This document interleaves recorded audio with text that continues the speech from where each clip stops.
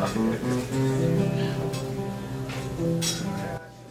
years roll around and they yellow the page, but the history of labor don't mellow with age.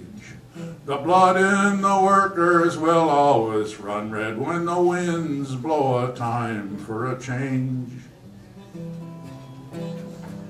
The ground here is hallowed, it's haunted, they say, by the ghost of the workers that came here in May, when the killing was seen as a duty by some to put down the 8-hour day.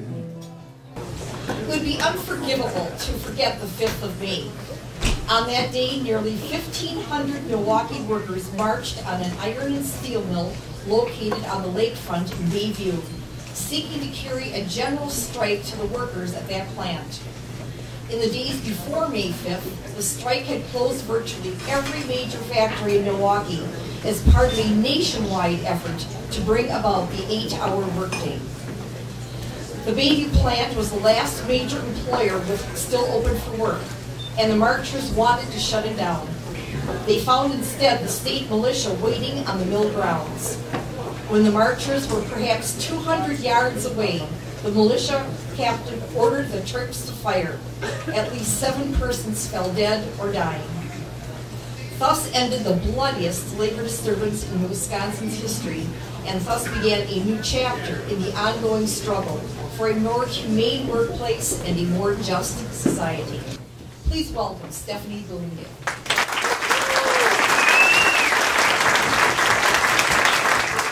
So, brothers and sisters, we gather here today on hallowed ground. 126 years ago, the earth on which we stand near was stained with the blood of the workers whose only crime was to stand up for their rights. Here, 7 people lost their lives. In those days, the typical Milwaukee worker, in a foundry or a tannery, a textile mill, or a brewery, toiled 10, 12, or 14-hour days. Many were immigrant workers from Germany, Italy, Poland, Ireland, or Scandinavia. They labored 6 days a week in smoky, soot-filled surroundings, full of dangers and demanding foremen. But finally, in the 1880s, working people throughout the country made the 8-hour day a national goal. Workers across the nation pledged to get the 8-hour day by May 1st, 1886, or mount a national strike. Did they die in vain? No. No, they did not. It is right to hold this annual observance so we will never forget their sacrifice. The parallels between then and now are chilling. 126 years ago, Jeremiah Rusk called out the militia that killed 7 workers in cold blood. And just last year, Scott Walker ordered the National Guard to stand ready to move against peaceful protesters in Madison. And here today, as we stand on the ground made sacred by the blood of our fallen brothers, we must resolve again to stand in steadfast solidarity and see this battle through.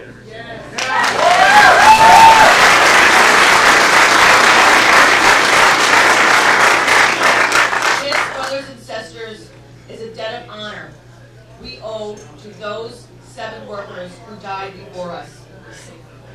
And it is a moral responsibility we have to those who will follow us. Thank you.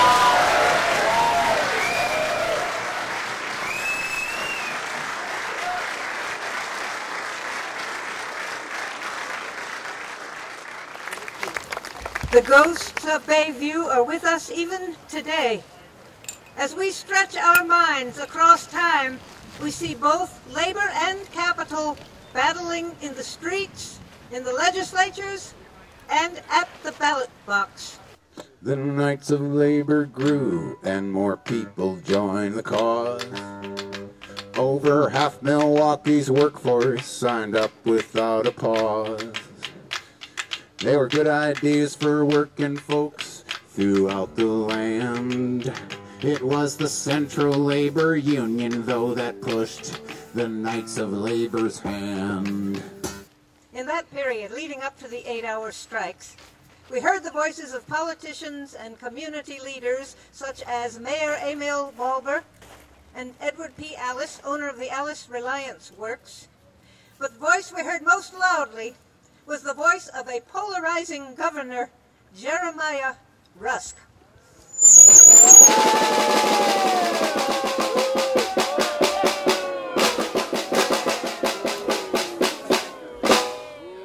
The present agitation is not a question of wages and hours, but of human rights and manhood, of the owner's right to run his factories and the worker's right to sell him their time and labor. So I say to the commanders of our militia, whenever the time comes for you to tackle a mob in this state, I'll be there as quick as you can, and you'll get your orders from me. This is what we want, no matter what our skill. 8 hours, 8 hours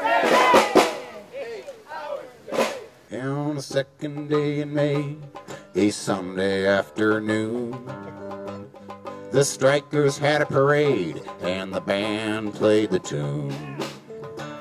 The workers cried out loud, regardless of their skill. 8 hours for work and 8 for rest, and 8 hours for what we will.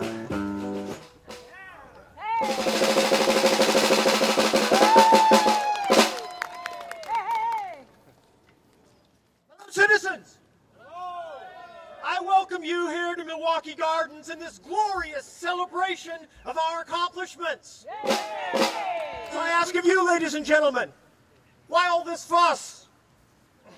Why are men walking away from jobs that provide bread for their families?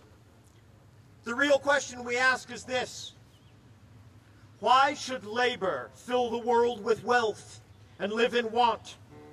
Every labor-saving machine should tend to shorten the hours of labor. To work like a slave, to see your wife and children in rags, to sit at a table where food is coarse, to rise at 4 in the morning and work all day, and throw your tired bones on a bed at night, to live without leisure, without rest. This is not living. It is dying a slow, lingering crucifixion.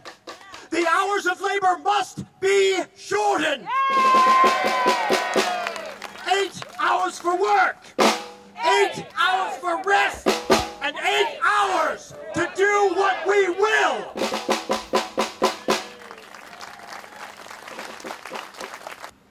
On Tuesday, May 4th, crowds gathered and moved on the last remaining open employer, the giant rolling mills in Bay View. Our day. 8 hour day. 8 hour day. So on Tuesday, May the 5th, with the rising of the sun, 1,500 strikers met to finish what they begun. They walked 4 abreast down Mitchell Street, no longer could they wait. They had a picture with a banner of a pot face set to 8, and the militia were waiting at the mill for the strikers to arrive. The governor said, take those strikers down, dead or alive. It was in this context that Governor Rusk came into town and made the call to bring out the militia.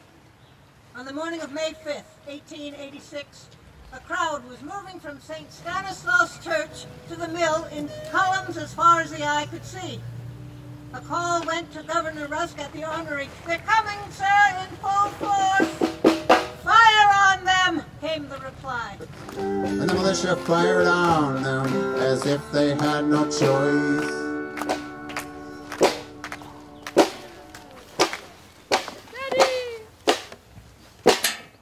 The sound of the bullets sent the strikers to the ground, but most of them were only frightened by the sound. The funeral funeral for those killed was in an overflowing church.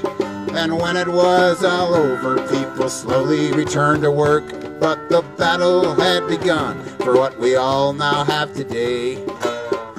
Don't take it for granted, it's the 8-hour day.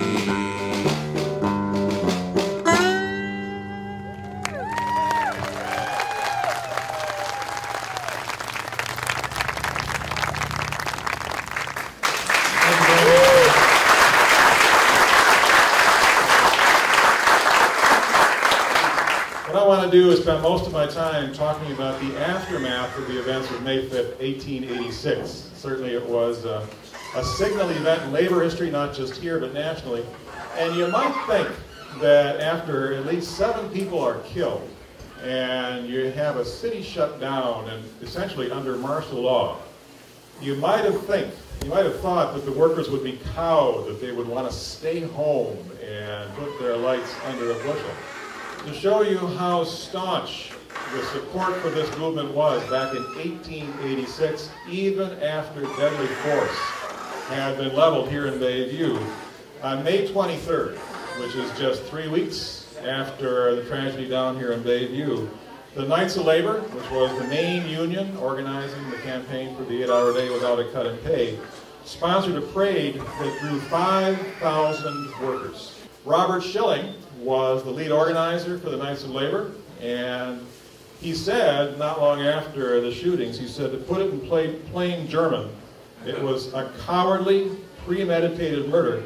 But, Schilling said, labor was not going to respond with violence. He said that the shootings were a call to action. And here's a quote that I think really summarizes the spirit of that movement. The poor victims are dead and buried. They shall be revenged. Not by making blood flow, not through force.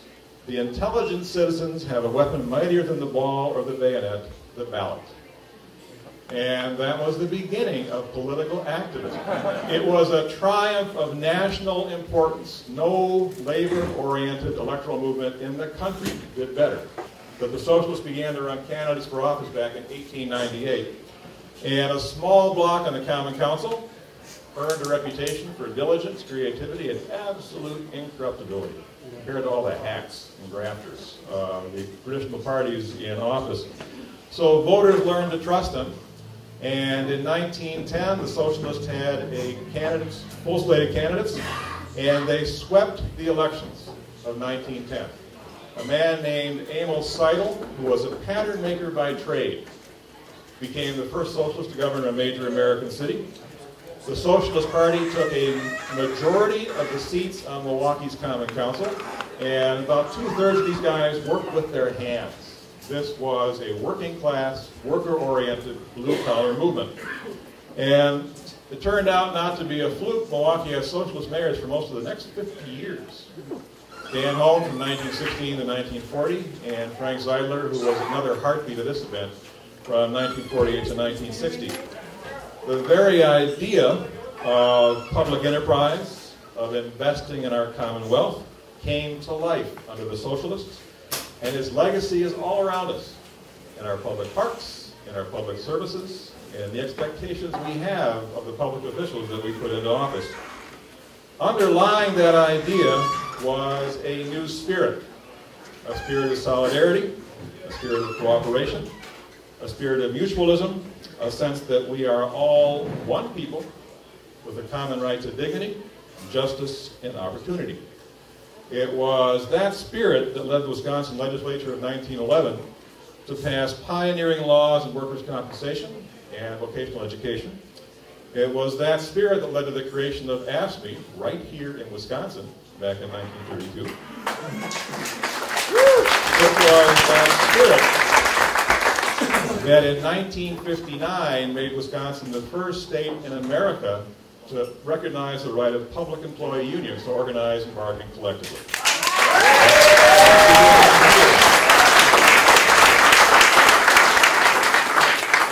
Last year, 125 years after the tragedy we mark today, that right to organize and bargain collectively was rescinded by the Wisconsin legislature in a frontal assault on the rights of Wisconsin workers.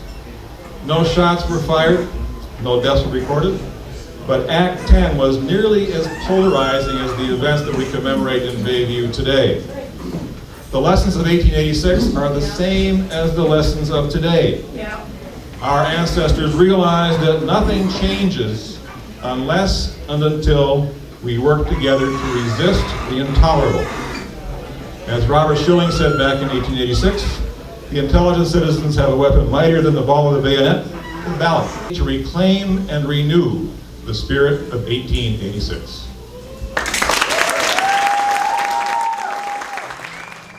It's time once again for us to unite. It's time once again for labor to fight. Tell me, what will you do for your roses and rest when they take back the 8-hour day? Here in Bay View it's all quiet today, but you still hear them call for an 8-hour day. To all who would labor for board and for bed, to all who would give up on unions for dead, the blood in the workers will always run red when the winds blow a time for a change.